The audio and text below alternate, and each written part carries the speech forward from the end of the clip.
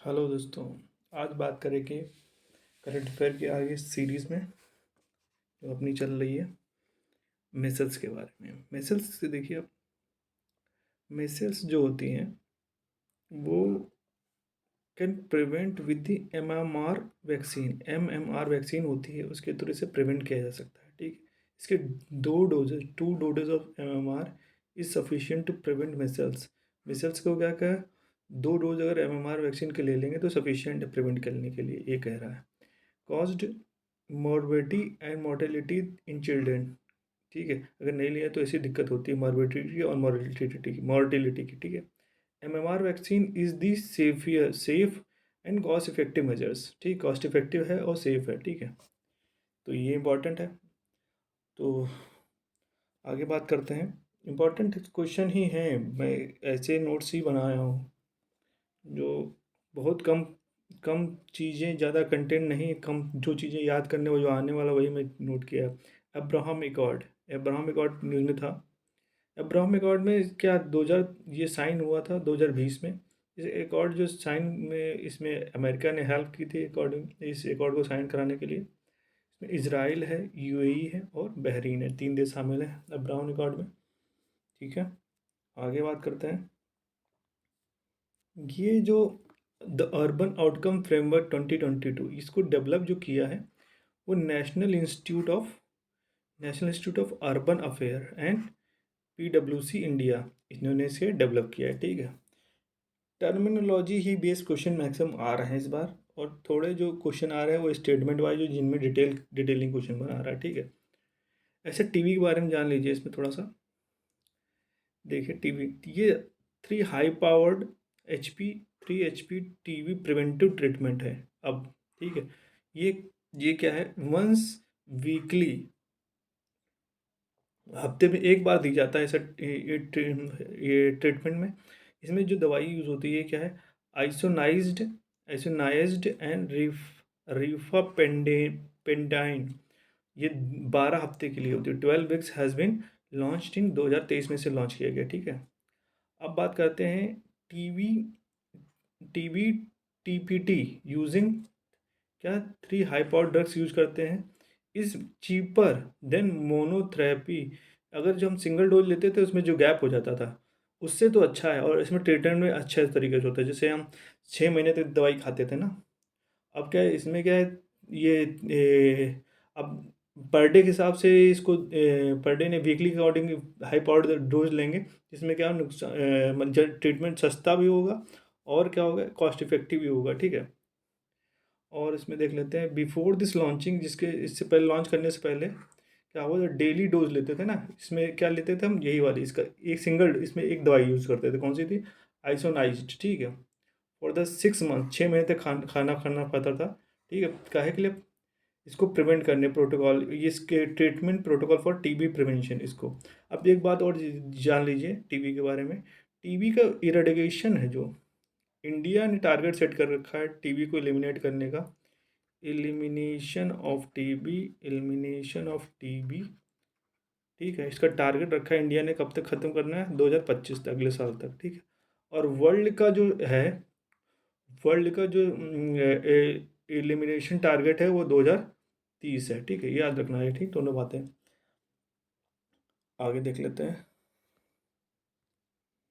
देखिए, एक national biofuel coordination committee बैठी थी। ठीक है, ये जो नेशनल बायोफ्यूल कोऑर्डिनेशन कमेटी जो है वो आती है under ministry of petroleum.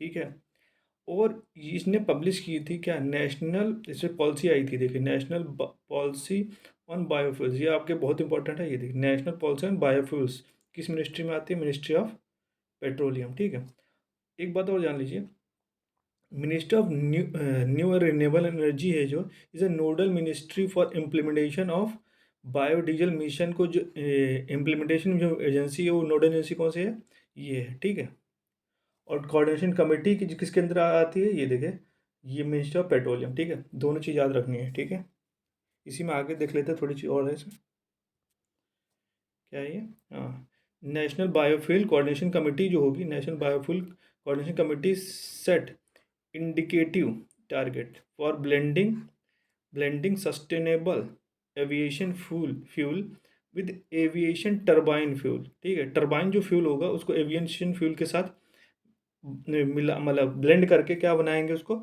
Sustainable बनाएंगे। ठीक है, इसका टारगेट लिया गया है। ठीक है, आगे देख लेते हैं। मिल्क प्रोडक्शन जो है, मिल्क प्रोडक्शन भी देख लीजिए। मिल्क प्रोडक्शन जो है 2022-23 में कितना हुआ था इंडिया में?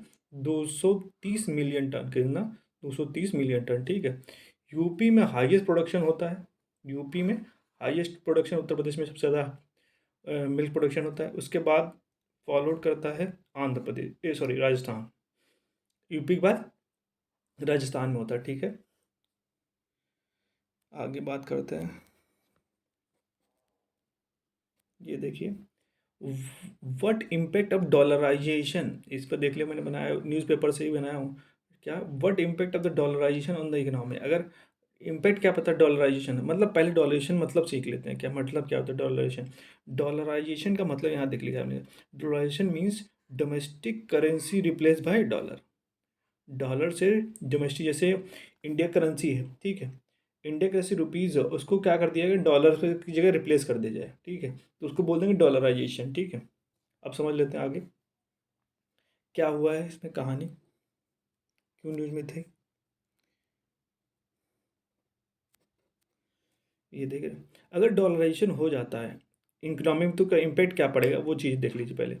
तो परचेजिंग पावर जो होती है लोगों की, वो कम हो जाती है, क्योंकि डॉलर का प्राइस ज़्यादा होता है उसकी करेंसी का, उसी करेंसी कम होती है, तो उसमें कम चीज़ें खरीद पाएगा, परचेजिंग पावर क्या होगी, कम होगी उसकी। ठीक है, अभी जो किसने किया है, इसलिए न्यूज़ में था ये किसने किया, अर्जेंटीना ने किया है। क्या किसने किया? अर्जेंटीना।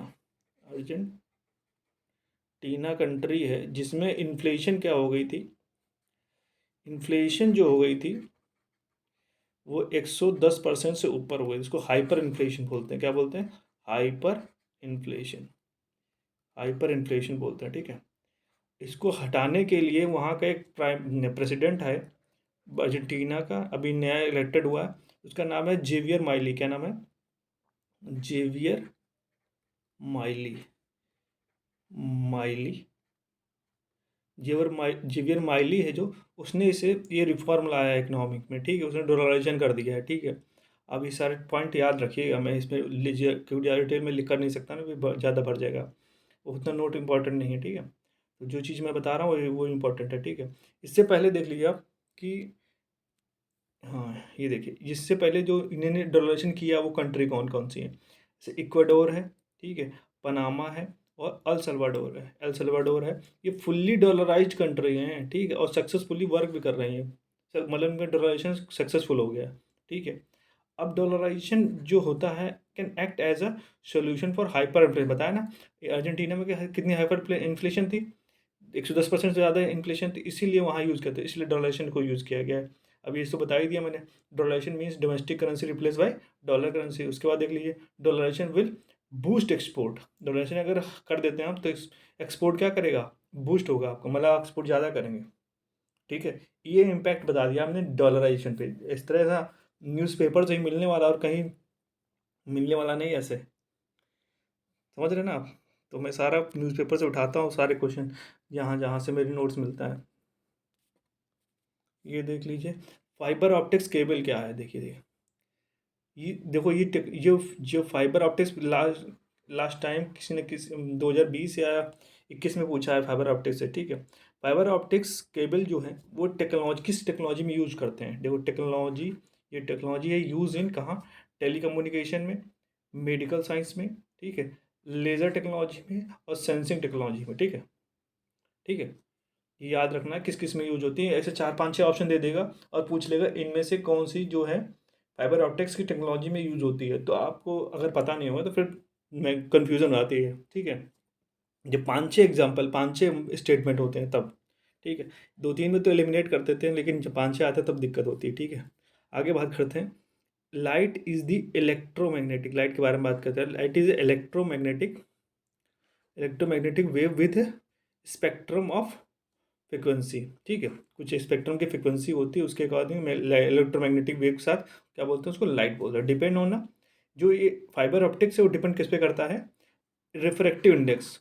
रिफ्रैक्टिव इंडेक्स होता है किसी भी चीज़ का, मेटल का, तो उस पर डिपेंड करता है, ठीक है। ये क्या फाइबर ऑप्टिक्स केबल जो हैं और इनसेंसिटिव है, क्या है किस मामले में इनसेंसिटिव, इन पर कोई फर्क नहीं पड़ेगा अगर लाइटनिंग या बिजली गिर जाए या बैड वेदर में भी वो वर्क करती हैं, ठीक है। इसीलिए फाइबर ऑप्टिक्स लगाया जा रहा है। देखो पूरे इंडिया में क्या हो रहा है, फाइबर ऑप्टिक्स से केबल बिछाई जा रही हैं, इसीलिए क्योंकि उनका इम्पैक्ट, उस पर इम्पैक्ट नहीं पड़ता ज़्यादा किसका, अगर कहीं बिजली गिर जाए, ठीक है, या बैड वेदर हो तो उसका इम्पैक्ट उसमें नहीं होने वाला, ठीक है, समझ में आया आपको। इसलिए इम्पोर्टेंट है ये, थोड़ा सा देख लीजिए है। आगे देख लेते हैं आईएलओ क्यों न्यूज़ में था। आईएलओ जो न्यूज़ में था इसकी देख लीजिए थोड़ा, एक रिपोर्ट आई आईएलओ की, देखो पहले थोड़ा घौच पौच है लेकिन आप देख लेंगे आप समझ जाएंगे।